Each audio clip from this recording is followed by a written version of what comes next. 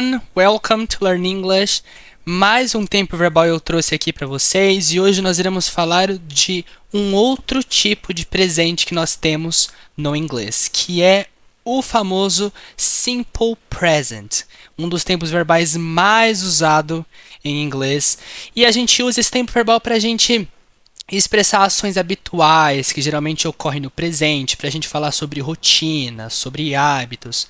E eu coloquei aqui para a gente lembrar também que ele é usado para falar de coisas que são sempre verdade. Então, quando você quiser falar, por exemplo, eu acordo, eu costumo assistir a um filme, uma série, tudo isso a gente vai usar simple present para expressar essas ideias, tá bom?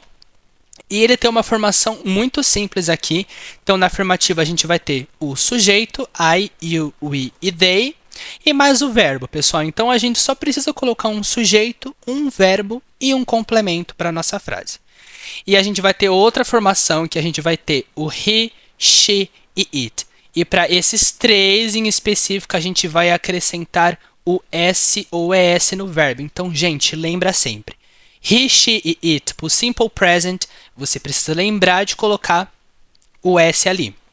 E a gente vai ter uma exceção, por exemplo, para o verbo study, né, que ele termina com Y, então ele vai ser substituído por IES, então fica studies. Sempre se vier precedido de consoante, tá bom? Uma regra bem legal. Então vamos ver os exemplos aqui, pessoal. I usually eat for breakfast, ou seja, eu costumo tomar café da manhã.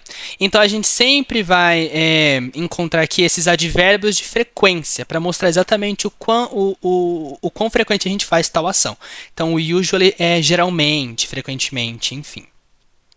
Sarah wants to play soccer. A Sarah, ela quer jogar futebol.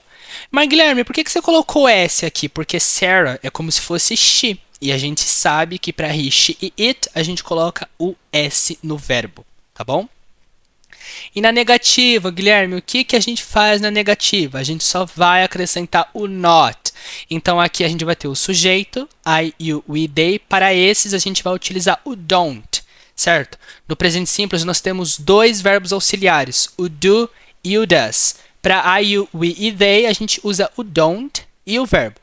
E para he, she e it, a gente usa o does not ou doesn't, ok?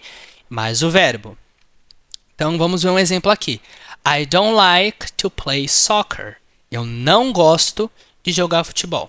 O que acontece nessa negativa, gente? Que muitos alunos acabam errando por traduzir ao pé da letra, que é uma coisa muito comum entre os estudantes da língua inglesa. Que em português a gente fala eu não gosto. Então, as pessoas simplesmente vão falar I not like. Não. A gente precisa utilizar os dois auxiliares nesse caso, pessoal. Porque esses verbos auxiliares a gente usa eles tanto para fazer perguntas ou negações. Então, aqui a gente vai usar o don't, ok? Não só o not sozinho.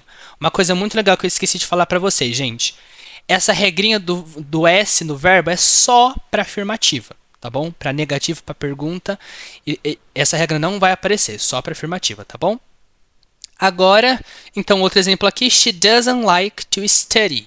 Ela não gosta de estudar. Nada de falar she not like, hein, gente? Pelo amor de Deus. Agora a gente vai ver como fazer as perguntinhas. Bom, gente, para question a gente vai ter aquele mesmo esquemão. É por isso que o inglês é tão perfeito, gente, que a gente vai usar a mesma estrutura que a gente está aprendendo aqui hoje para todos os outros tempos verbais. Muitos tempos verbais vão utilizar em muitas vezes a mesma estrutura de pergunta, certo? Então, a gente tem question word, que a gente já viu na nossa aula de ontem, quando a gente estava falando de present perfect continuous. A gente tem o do, sujeito, I, you, we e they, mais o verbo. Question word, does e a mesma coisa, para quando for he, she e it, certo? O que é question word, Guilherme? É o que eu falei para vocês no vídeo de ontem. Aquelas perguntinhas que a gente vai utilizar sempre no começo das frases que vai dar ideia de pergunta. Então, onde, quem, como, tá bom? Tudo question word. Então, vamos lá. Where does she live? Onde que ela mora? Where does she live? Então, aqui a gente tem question word, a gente tem o auxiliar, aqui a gente tem um sujeito e o verbo. Tá vendo que simples, gente? Seguindo a estrutura bonitinho, não tem como errar.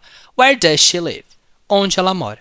Uma coisa muito importante, pessoal, que muitos estudantes também erram, que acabam colocando na pergunta o verbo com S igual lá na afirmativa, só que para pergunta e para negação a gente não precisa especificamente colocar o S, tá, gente? Então, nada de falar where does she lives, ok? A gente não precisa colocar o S no verbo. Do you have a car? Você tem um carro? Do you have a car? Então aqui a gente tem o auxiliar, sujeito, nosso verbo e o nosso complemento. Certo?